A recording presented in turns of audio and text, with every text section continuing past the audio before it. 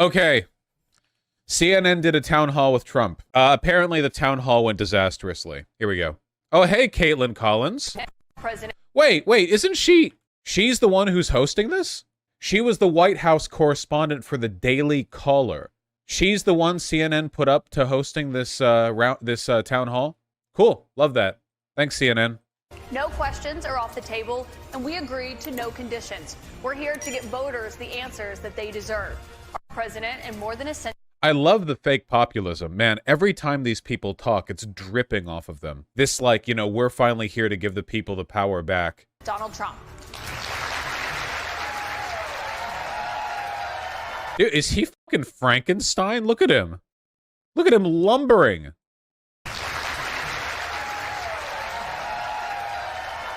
God damn. Well, he is old. We got a great crowd here in New Hampshire, a lot of voters. The audience was entirely MAGA, but well, the whole audience started clapping when he came out, which makes me think that, like, yeah, Vaush, not American. I thought CNN was notoriously left-wing. No.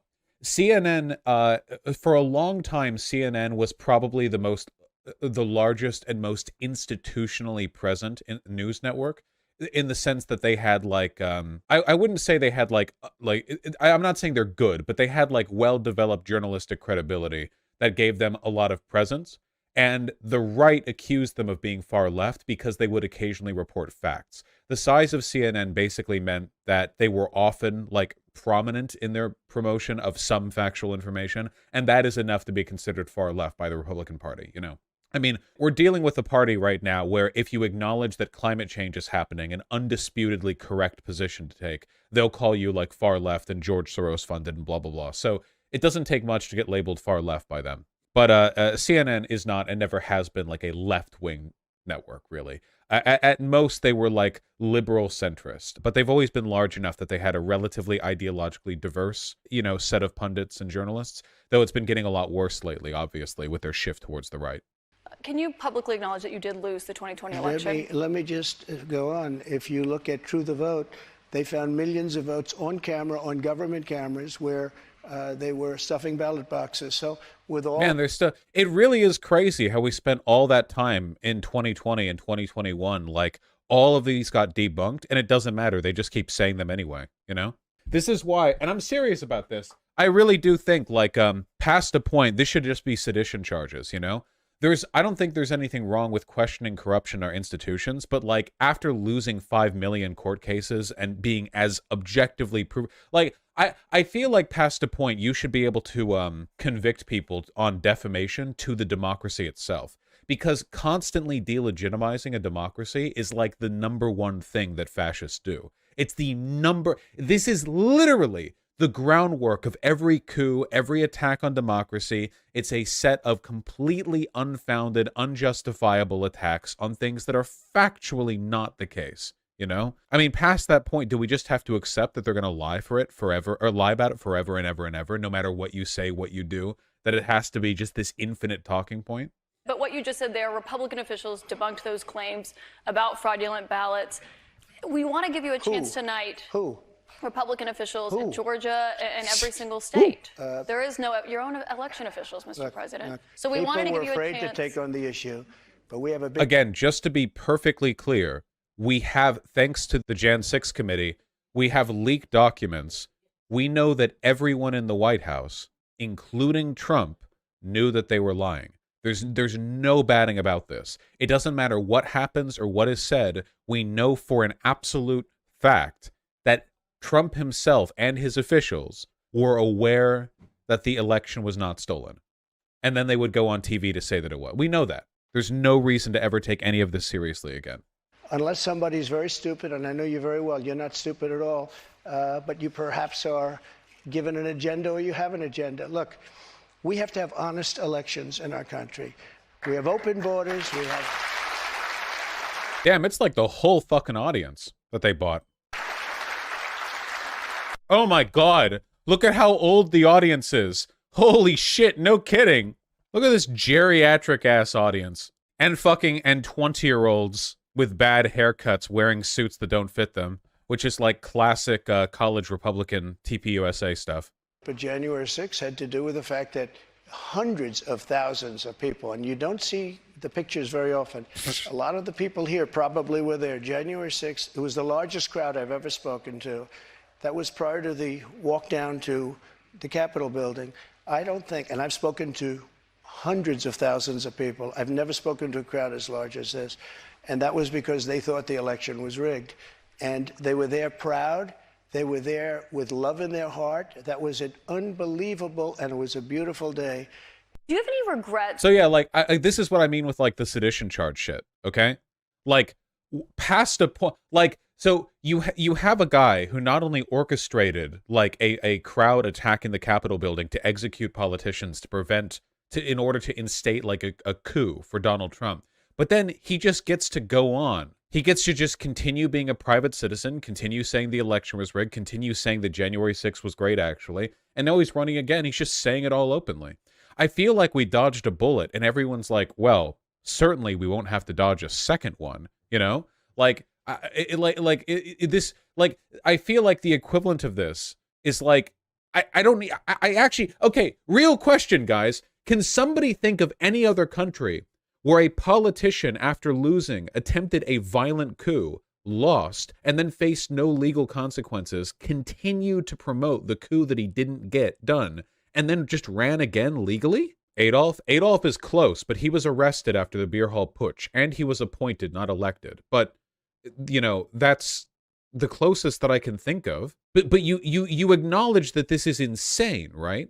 It's actually insane. Like, it's fucking insane. That's in well, what there time? right now? The video. It came out much later after they had already attacked the Capitol. It was a great video. Yeah, having the crowd like packed with people who cheer every time he says something wrong, that also gives what he says legitimacy. And it was a beautiful video, and it said, I mean, I don't want to read it all, but like, can you imagine how fucking funny this would have been if the crowd was jeering and booing every time he said anything, and he just got really flustered? That would have been amazing. That's like leftist praxis. Unironically, he's so fragile. His ego is so fragile. He would lose his shit. He would like shout at them. Will you pardon the January 6th rioters? And look at this Republican median voter right here. Who were convicted of federal offenses. I am inclined to pardon many of them. I can't say for every single one because... Like, so again, is a politician, loses re-election, tries to orchestrate a violent coup, fails, spends 4 years nonstop promoting the coup as he preps for re-election, and says that once he's in power, he will pardon the people who did the first coup. What? It's insane!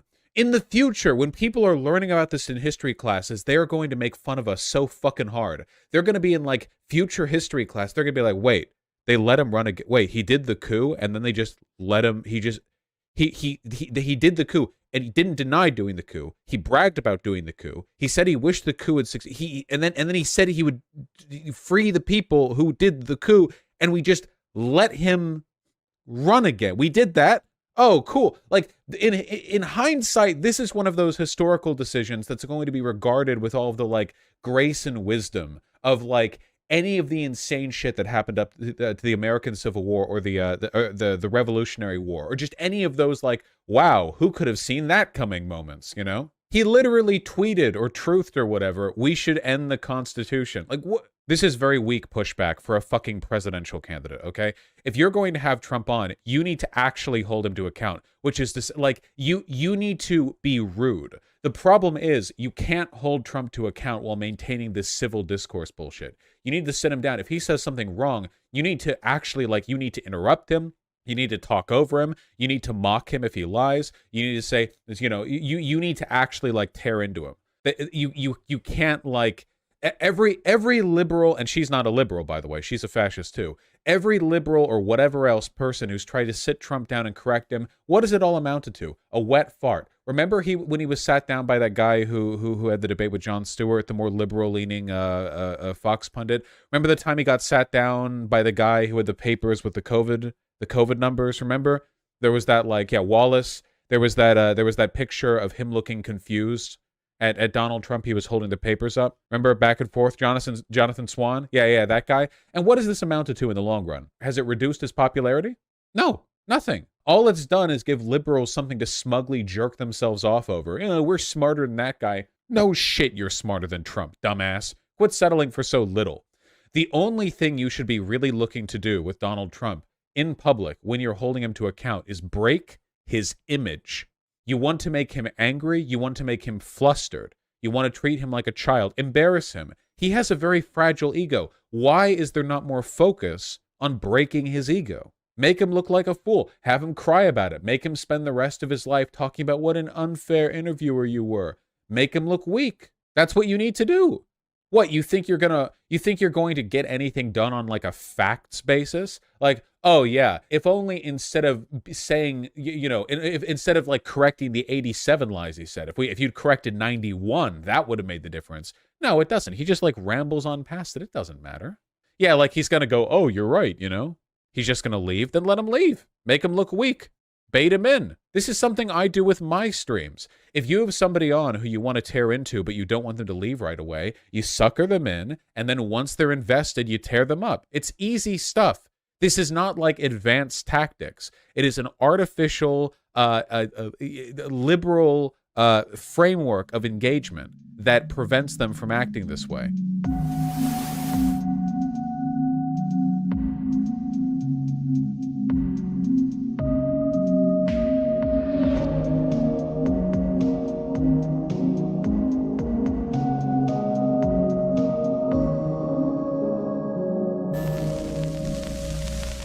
Vagina.